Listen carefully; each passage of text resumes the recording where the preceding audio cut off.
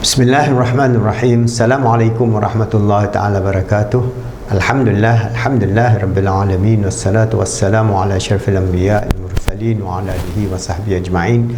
Alhamdulillah, all praise be to Allah subhanahu wa ta'ala who put us on this earth. We are still continuing with our free life coach training program. You can join us and be our life coach and develop your skills in terms of coaching, mentoring, motivation and counseling, and then you can even do it as a profession, but help your community, your family and the ummah in a way that we are going to strive to develop this ummah in the 21st century. So I have given you 4 modules. The first module is motivation. You can go to our YouTube Islamic Psychology PIP, you go to playlist, or you can go to Islamic Motivation PIP. We have 135 videos there. Then I explained to you the coaching, all the methods of coaching, Islamic coaching, and then now we are talking about mentoring. Then inshallah later on I'll talk about counseling. Alright, so this will give you the whole framework in terms of what an Islamic life coach, in terms of developing yourself, your family, motivating us to become achievers in the 21st century. And I've given you, for mentoring, we have developed an Islamic model called Trust, T-R-U-S-T. So T stands for trust. I've given you a few videos on trust. R is for rapport, how you build rapport between you as a mentor and a mentee.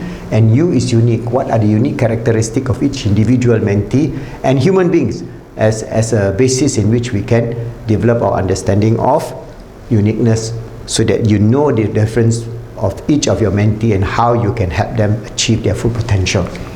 Alright, so I have given you the definition of unique. What is it? The acronym, synonym. Alright, and then in developing the 4 levels of awareness, I have given you in many videos that our Nafs, Allah subhanahu wa ta'ala has created us on this world, and we are infused with 4 domains. The domain of the physical, that is our jasad, the domain of our akal, our mind, or our brain, mind and all that, the whole consciousness.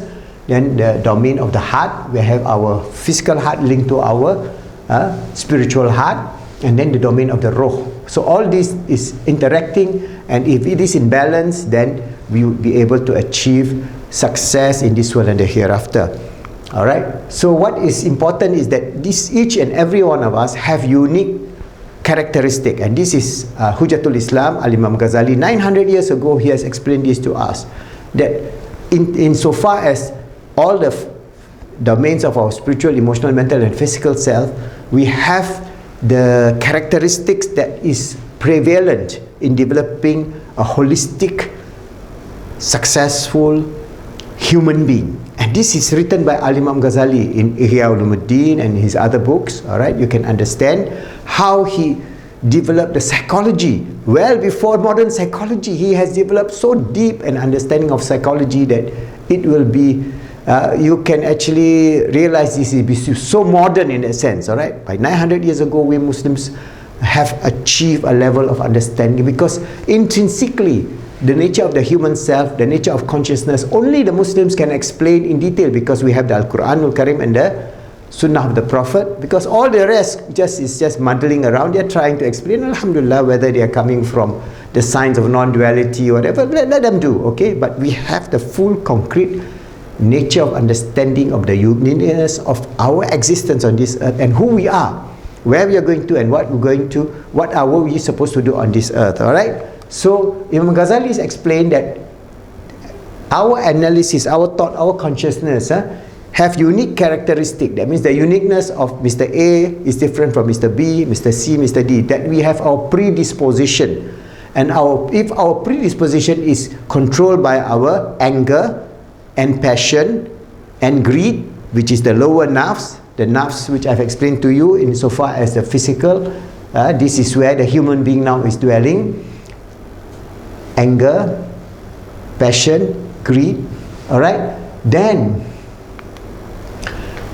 you would become a very imbalanced human being, destined for failure in this world and the hereafter. This is what Imam Ghazali says. So to have success, to become an achiever in this life, he has explained 4 domains of goodness that we have to develop within us.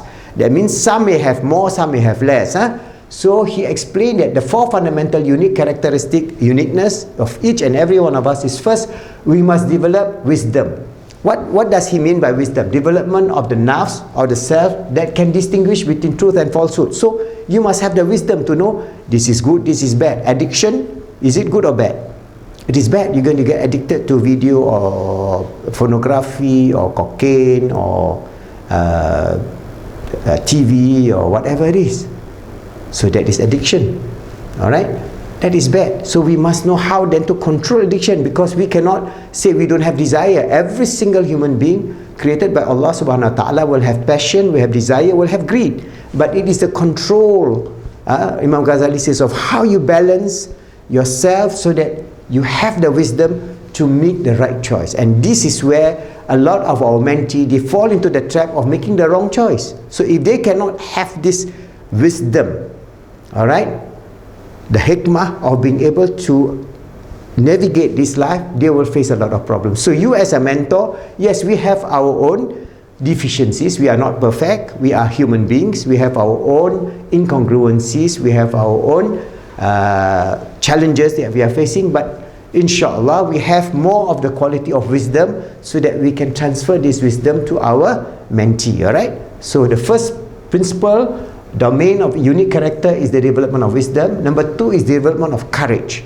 The courage to go through life in a way, because life is not just a path of just happy. No, there are trials, there are tribulation, there are difficulties, there are disease, there are hunger, there is death. Finally there is death. So what is death? You should be afraid of death or not? So you have the courage. So this development of courage and the development of the self that can give rise to nobility, endurance, dignity, and suppression of rage. So courage is being able to do that, because Rasulullah says you are not strong if you can wrestle a person. You are strong if you control your anger, your rage. So this aspect of being courageous, when you need to be courageous to defend yourself, to defend your family, to defend the deen, yes, you must have the courage. But courage doesn't mean you use your anger to oppress people, to kill people, to bomb people, doing all kind of nonsense in the name of Islam. That is not courage. That is cowardice, the opposite of courage, and that is not going to bring you to heaven. Wallahu alam. Most probably those who do this suicide bombing and all that end up in hell. Allah is the best judge, alright? But we must bring this beautiful deen, so we have this courage, development of what? Nobility in terms of our personal self, endurance, dignity, and suppression of our rage. So this Imam Ghazali explained to you. This 900 years ago, wisdom, courage, and then number 3 is temperance. Alright, Imam Ghazali explained that temperance, that the development of the nafs, the self, that can give rise to generosity, modesty, patience, and tolerance. So we must have temperance. That means our characteristic is not, being influenced by our anger, not influenced by our greed, not influenced by our nafs, desire, but we have a balance, because you cannot get rid of, for example, your sexual desire. That's why in Islam, we direct our sexual desire to our married partner. So we have marriage as an institution, which is Rasulullah sallallahu alaihi wasallam give us an example. Then we have children. So then we develop temperance, because we have to have many trials and tribulation in bringing up our children. How are they going to be wonderful, good human beings, wonderful, good Muslimin and Muslimah? So we have to have patience, tolerance, understanding, mercy, compassion, and love. So this is the understanding of tolerance. And number 4 is justice. So Imam Ghazali explained that the development of the self-nafs that can control anger, desire, and act justly on the rights of others. So, for example, you can be very big and powerful, just like many dictators. They kill people without rhyme or reason just because they're big. But who are they? How big they are? Even the greatest dictator, the greatest murderers of people, millions of people, that has gone through, whether it is Hitler or Stalin or Mao Zedong or whatever you can name, where are they now? They are under the grave. They are gone. They are dead. And they are answerable to Allah subhanahu wa ta'ala. And then we have many dictators today, many evildoers today. So we have to understand that justice must be for the common people. That means Islam is a religion of justice. After Tawheed, Allah subhanahu wa ta'ala has ordained upon Al-Adil. So we must give the due rights to the poor, the needy, the sick, those who are in difficulties, those who are hungry. That's why the whole Quran is directed towards it. So you may have the rich people, because in Islam we don't have communism, we don't have extreme capitalism that you see today, where only 9 families in the world control more than half the wealth of the world. That is bad. But we have a just society where we can develop love, caring and sharing.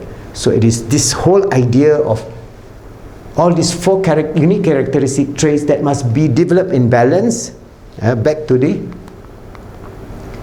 nature of the Nafs, that if you can do that, then you are on the way to perfection. That means Allah given us this journey towards perfecting ourselves, to perfect our Iman, Islam and Ihsan, to perfect ourselves in the way that we become the true and sincere servant of Allah subhanahu wa ta'ala, and with His grace we achieve total success in this world. So we Muslims must be the forerunner of the 21st century in terms of achievement, in terms of productivity, in terms of scientific knowledge, in terms of education, in terms of bringing humanity towards understanding the true holistic integrated nature of the self. And if we know that, then we are on this journey towards being a true and sincere servant of Allah, His Khalifa on this earth, always striving to make ourselves good, help others to be good and make the world good, inshallah.